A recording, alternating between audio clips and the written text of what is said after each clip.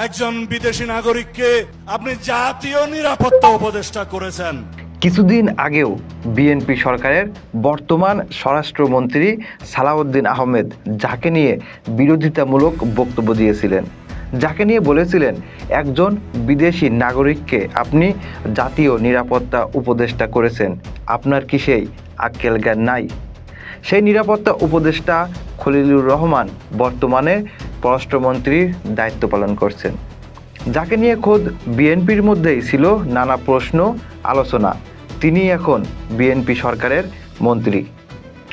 প্রধানমন্ত্রী তারেক রহমানের নেতৃত্বে বিএনপি নেতৃত্বাধীন সরকার গঠনের পর বাংলাদেশের রাজনৈতিক দৃশ্যপটে নতুন করে আলোচনার জন্ম নিয়েছে মার্কিন প্রেসিডেন্ট ডোনাল্ড ট্রাম্পের অভিনন্দন বার্তা ঘিরে। খলিলুর রহমানের পররাষ্ট্রমন্ত্রী হিসেবে নিয়োগ এবং মার্কিন প্রেসিডেন্ট ডোনাল্ড ট্রাম্পের অভিনন্দন বার্তা বাংলাদেশের ভেতরে এবং আন্তর্জাতিকভাবে তীব্র বিতর্ক জন্ম দিয়েছে।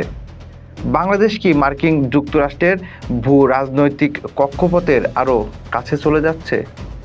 অতীতের বিতর্ক সত্ত্বেও কেন খলিলুর রহমানকে নির্বাচিত করা হয়েছিল?